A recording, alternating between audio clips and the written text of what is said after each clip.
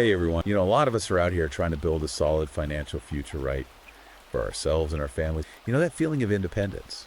When you're secure, not beholden to anyone. It's huge. It is. And it feels even more important these days, when it feels like the whole world's pushing you in the opposite direction. Yeah. So today we're going deep on this book, The Debt Trap, a guide to escaping financial bondage. Okay.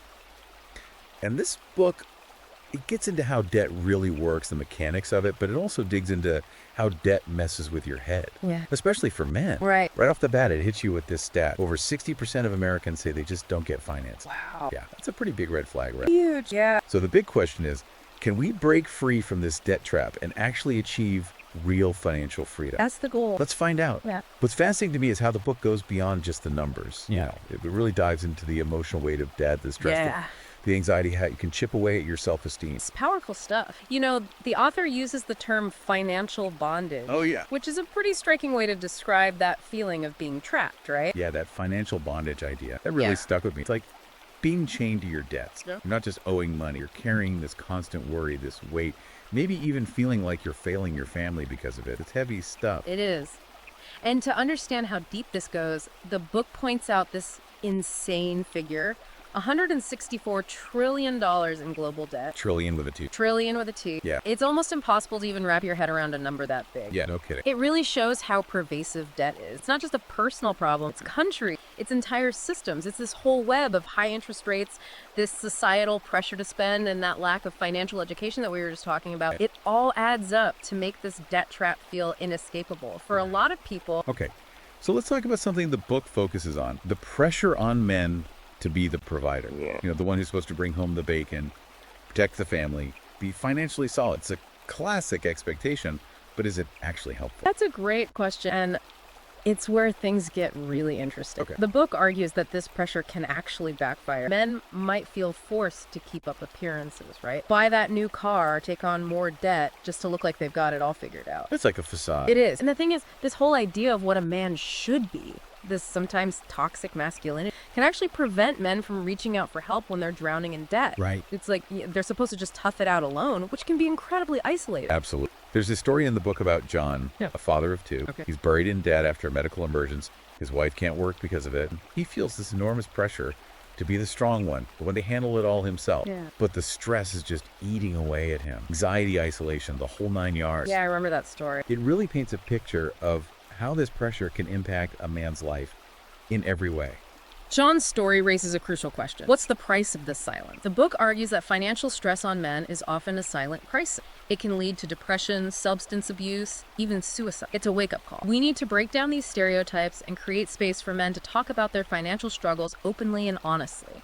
So if we're feeling stuck in this debt trap, what's the way out? The book seems to put a lot of emphasis on financial literacy as being the key. Is that really the answer? It's a huge part of it, for sure. Financial literacy means understanding how money works, how those interest rates can turn a small debt into a monster, and how to make smart decisions with your money. So it's about taking control instead of feeling control. Exactly. That's the heart of it. Right. But what does that actually look like in practice? Does the book give any concrete advice on how to do that? Absolutely. Yeah. It lays out some very practical steps, like creating a budget that works for you, not against you. It also talks about diversifying your investments so you're not putting all your eggs in one basket, and building an emergency fund to cushion the blow when those unexpected expenses inevitably hit. It's all about building a solid financial foundation. So it's not just about knowing the theory. It's about actually having the tools and strategies to put it into practice. Exactly. Okay, That makes makes sense. sense. And what I find really interesting is that the book doesn't just focus on individual action. It also talks about men supporting each other. Right. Like Dave Ramsey's Financial Peace University Yeah. or the group Financial Fitness. These are places where men can come together, share their experiences, and hold each other accountable. It's about building a community of support and empowerment. It is. That's such a powerful idea that we can achieve more together than we can alone. Totally. It's about shifting the narrative from competition to collaboration, from isolation to connection. It's about men realizing they're not alone in this fight, and that by working together, they can actually break free from this debt trap and achieve true financial freedom. Absolutely. And that's where the real power lies. So far, we've been talking about the impact of debt on individuals, Yeah. but the book also explores how it can really damage relationships. Yeah. I imagine financial stress can be a real strain on a partnership. Absolutely. It can be one of the biggest challenges a couple faces. Right. One of the most striking examples in the book is the story of John and Sarah, Oh, yeah. I remember them. a couple whose marriage is on the rocks because of John's secret debt. It highlights how financial stress can lead to arguments, resentment, even divorce. The book really stresses the importance of open and honest communication, being transparent about your finances with your partner. So it's not about hiding your financial mistakes or keeping secrets. It's about being upfront and honest from the get-go. Exactly. It's about having those sometimes tough conversations about money, setting shared financial goals, and working together as a team to achieve them. It's about recognizing that financial problems affect both partners and that the solution lies in tackling them together, not in secrecy and blame. This next part is something I think a lot of people might not be aware of. Predatory lending. The book really exposes how vulnerable individuals can be targeted and trapped in these cycles of debt. It's pretty scary stuff. It's alarming how these predatory lenders operate. The book gives specific examples of high interest rates, hidden fees, and how they often target people with low credit scores. It's a system that preys on people who are already struggling, making it even harder for them to get back on their feet. It almost makes you wonder if the system is designed to keep people in debt. It's a valid question, and that's why the book emphasizes knowing your rights as a consumer.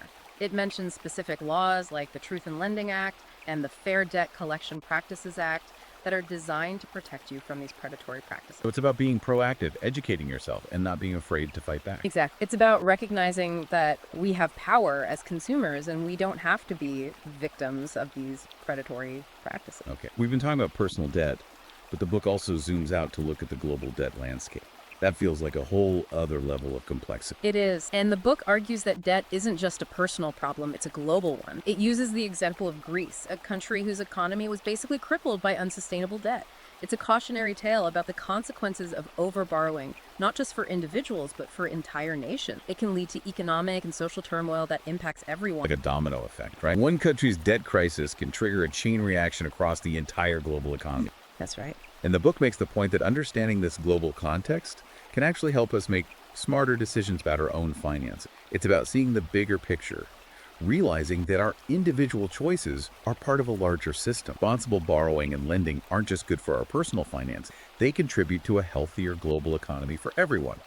That's a lot to take in. We've covered a lot of ground already, but I feel like we've only just scratched the surface of this book. There's so much more to unpack. There definitely is. And in our next segment, we'll delve into some of the specific strategies the book outlines for escaping the debt trap. We'll talk about budgeting techniques, the power of entrepreneurship building assets, and more. Stay tuned. It's going to get even more practical and empowering. Sounds good. We'll be right back after a quick break. Welcome back. Last time we really dug into those emotional and societal pressures that can lead men into debt. You know, those expectations that can weigh so heavily on us. Absolutely. Now let's shift gears a bit and focus on solutions. This book offers some really practical step-by-step strategies for taking back control of your finances, and that's what we're going to unpack today. Sounds good. What I appreciate about the book's approach is that it starts by helping you understand how debt actually works. You know, it's not about demonizing debt entirely. It's about seeing how those interest rates can quickly spiral out of control, Right. how a small loan can become a huge burden, and how the whole system can sometimes feel rigged against the average person. It's like you're playing a game where the rules are constantly changing and you're never quite sure if you're winning or losing. Yeah, exactly. So where do we start? What's the first move in this game of financial chess? One of the foundational strategies the book advocates for is budgeting. You know, it's not about deprivation. Okay. It's about taking control. Making conscious decisions about where your money goes. Ensuring that you're not spending more than you earn. Okay, budgeting, I get it, it's important. But I'll be honest, it doesn't exactly sound exciting. Right. It feels like a chore. I hear you, but think of it this way. A budget isn't about restriction, it's about freedom. Okay. It gives you clarity on your financial situation so you can make choices that align with your values and your goals. The book actually frames budgeting as a form of empowerment. You know, when you know where your money's going, you can start to redirect it towards things that truly matter to you. Whether that's paying off debt, saving for a house, or investing in your future. So instead of feeling like my money is controlling me, Yeah. I can control my money. I like that shift in perspective. It's like taking the reins. Precisely. And the book doesn't just tell you to budget, it gives you very practical ways to actually do it. It talks about tracking your expenses, finding areas where you can cut back without feeling deprived, and setting realistic financial goals that you can actually achieve. The book also spends a good amount of time talking about entrepreneurship. It seems like a big fan of ditching the 9 to 5 and being your own boss.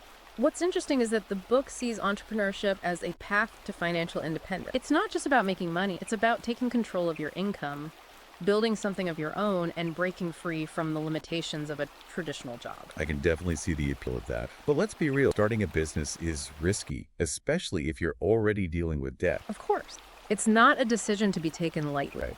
But the book argues that with careful planning, financial literacy, and a healthy dose of grit, entrepreneurship can be a powerful way to escape the debt trap and build real wealth. It's about creating your own opportunity. It's about weighing the risks and rewards, understanding the challenges, but recognizing that potential for entrepreneurship to be a game changer. Exactly. And the book goes beyond just the financial aspects of entrepreneurship. Okay. It talks about the mindset shifts required, the importance of resilience, and embracing failure as a learning opportunity. It's about building a business, but it's also about building a stronger, more resilient. It's about the journey, not just the destination. Right. Learning and growing along the way. Exactly. Now, let's talk about another strategy the book highlights: building assets. Okay. It's about shifting your mindset from consumption to creation. Instead of just spending your money, you're making your money work for you. Okay, building assets. What does that actually mean? This is where we get into investing and stuff. You got it. It's about investing in things that will grow in value over time, things that will generate passive income, and ultimately help you achieve financial freedom.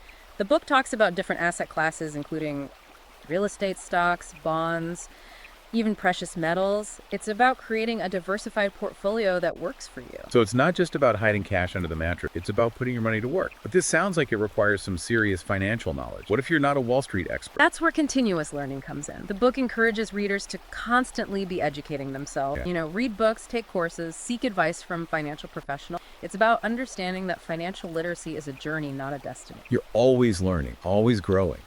The book also mentions this idea of building wealth within community. It's not just about individual success, it's about collective success. This is a key point. The book argues that financial freedom isn't just a solo mission. It's about men supporting each other, pooling resources, investing in local businesses, and creating a culture of financial literacy and empowerment within their community. So it's like that saying, a rising tide lifts all boats. We can achieve more when we work together. Exactly. It's about recognizing that our financial well-being is interconnected. By supporting each other, we can create a more prosperous future for everyone. Okay, we've talked about budgeting, entrepreneurship, building assets. What other strategies does the book recommend for escaping the debt trap?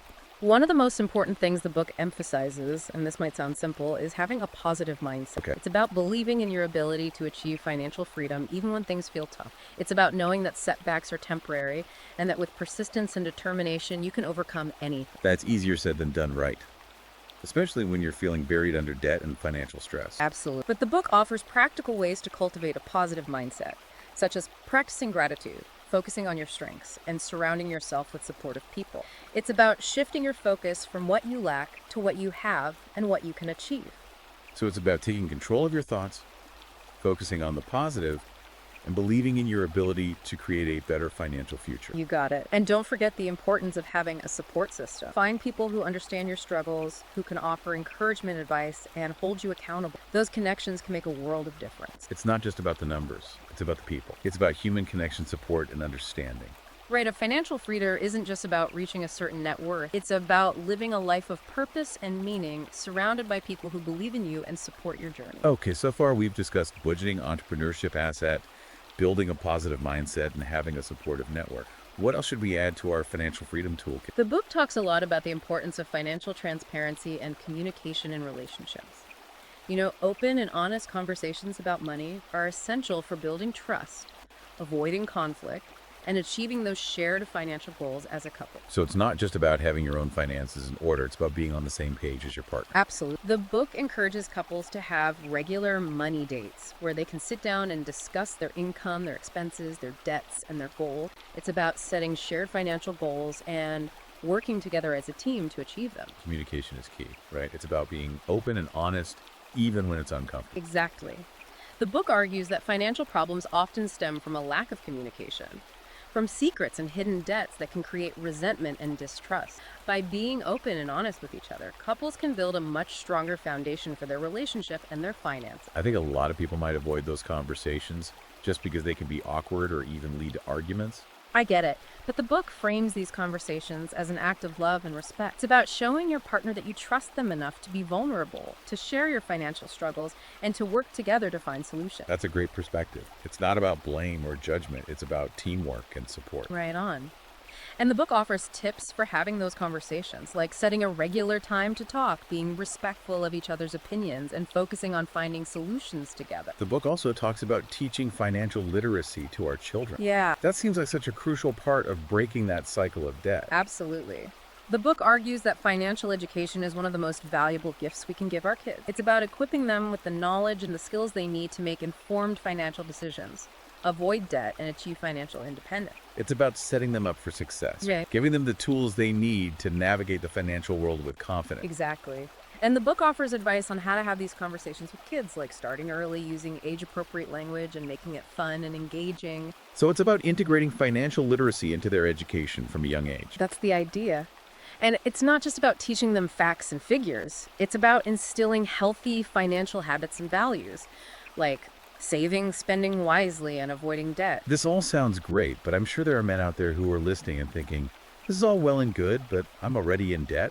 Is it really possible for me to escape this trap? I understand that feeling. It's easy to feel overwhelmed when you're facing a mountain of debt.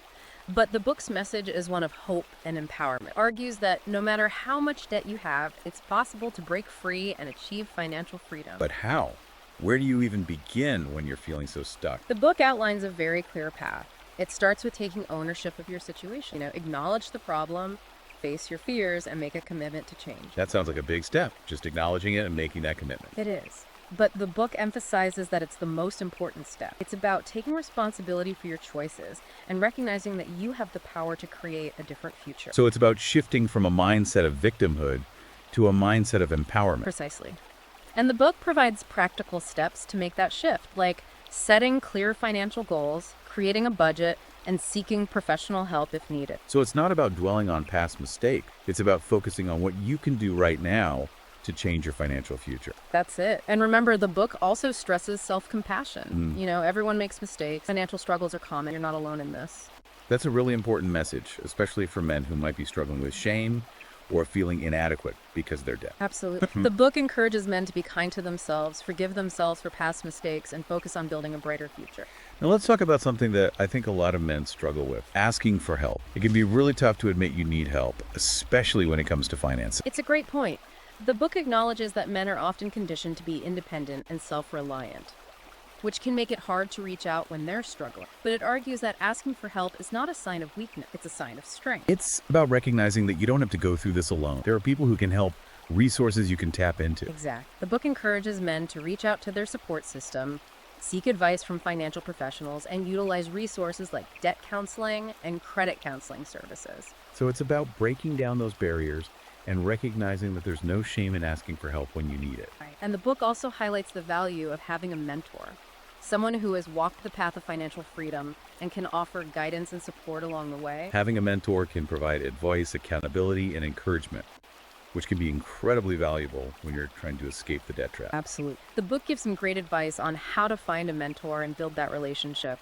Okay, we've covered a lot today. Budgeting, entrepreneurship, building assets, a positive mindset, communicating with your partner, teaching your kids about finances, asking for help, and finding a mentor. That's a lot to digest. It is. But remember, the journey to financial freedom is a marathon, not a sprint. Take it one step at a time, celebrate your successes, learn from your mistakes, and never give up on your dream of a debt-free future. And remember, you don't have to do it alone. That's right. There are resources available, people who care, and a whole community of support waiting to embrace you. Before we wrap up this part of our deep dive, I want to circle back to something we touched on earlier. Yeah. The role of traditional masculinity in all of this. I think it's a really important piece of the puzzle. It absolutely is. The book argues that traditional notions of masculinity, those expectations that men should be the providers and breadwinners, can actually contribute to the debt trap. It's like they're carrying this invisible weight, this pressure to be financially strong and independent no matter what. Exactly. And the book argues that we need to challenge these outdated ideas of masculinity and create a more supportive environment where men feel comfortable talking about their financial struggles and seeking help when they need it. So it's about recognizing that financial struggles aren't a sign of weakness, but a common human experience. We all go through ups and downs. That's right. And it's about encouraging men to be vulnerable, share their struggles, and support each other on their journeys to financial freedom. I love that.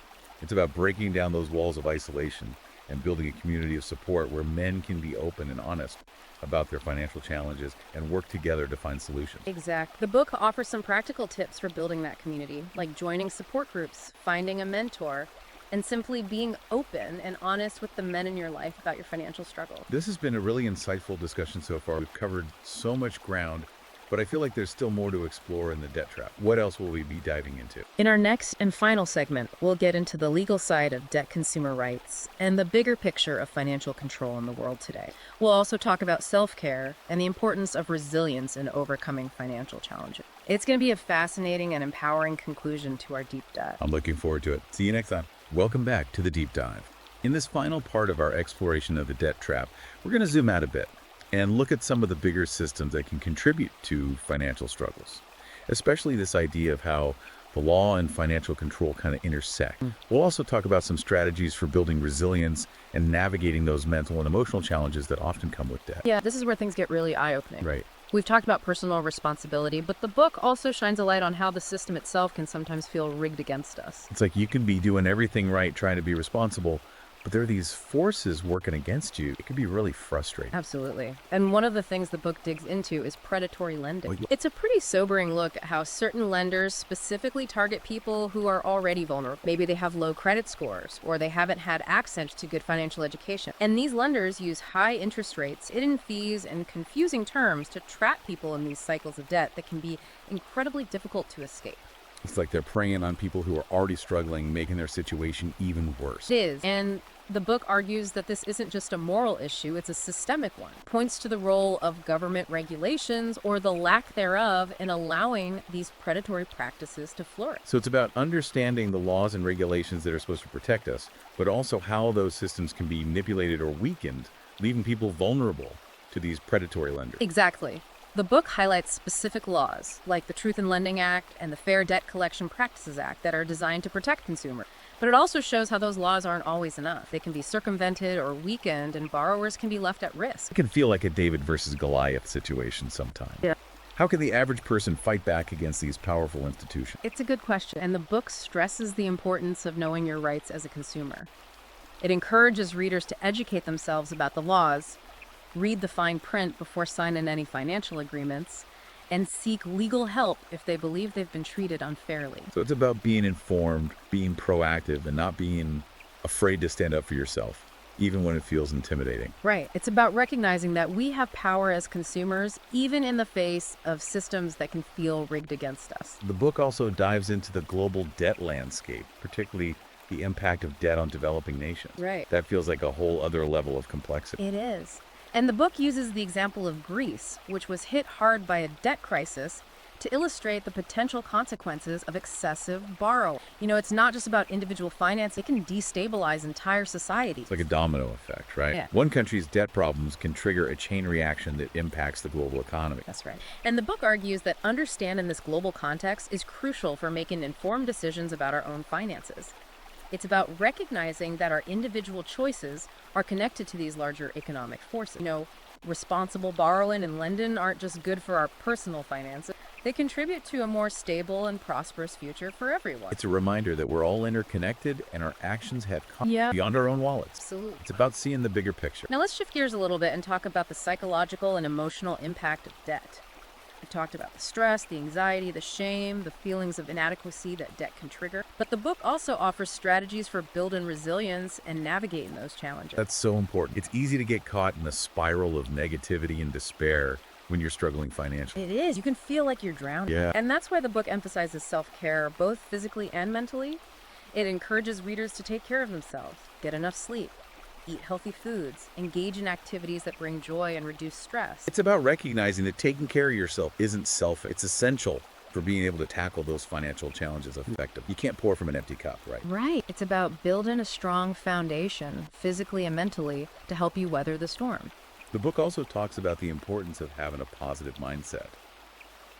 I know that can sound a little cheesy sometimes, but I think there's real power in it. There is. It's huge. It's about choosing to see those challenges as opportunities for growth, focusing on your strengths, and believing in your ability to overcome those obstacles. I imagine that's easier said than done when you're feeling trapped by debt. It definitely takes effort and practice, But the book offers practical tips for cultivating a more positive mindset, like practicing gratitude, surrounding yourself with supportive people, and celebrating your wins no matter how small they may seem. So it's about shifting your perspective, focusing on what you can control, and finding reasons to be optimistic even when things are tough. Exactly. And remember, the book also stresses the importance of having a support system. It's about finding people who understand your struggles, who can offer encouragement and advice, and who can help you stay on track. It's back to that idea that it's not just about the numbers, it's about the people. It's about connection support. It's about living a life of purpose and meaning surrounded by people who support and uplift you. Well, we've reached the end of our deep dive into the debt trap. A guide to escaping financial bondage. What a journey. We explored the psychology of debt, uncovered predatory lending practices, looked at the global debt landscape, and discovered strategies for building resilience and achieving financial freedom. It's been a really insightful exploration, and I hope our listeners have gained some valuable knowledge and practical tools that they can apply to their own lives. The key takeaway for me is that while the debt trap is a real and pervasive issue, it's not inescapable. There's hope, there are solutions, and there's a community of support waiting to embrace those who are ready to break free. Absolutely. And remember that first step is often the hardest, but it's also the most empowering. Acknowledge the problem, take ownership of your financial situation, and make a commitment to change. And if you're feeling overwhelmed or unsure where to start, reach out for help. There are resources available, people who care, and a path of financial freedom waiting to be discovered. That's right. And if you're ready to dive deeper into the debt trap, a guide to escaping financial bondage, you can find it on Amazon Kindle and Google Play Books. Thanks for joining us on this deep dive. Until next time, remember, you have the power to change your financial future.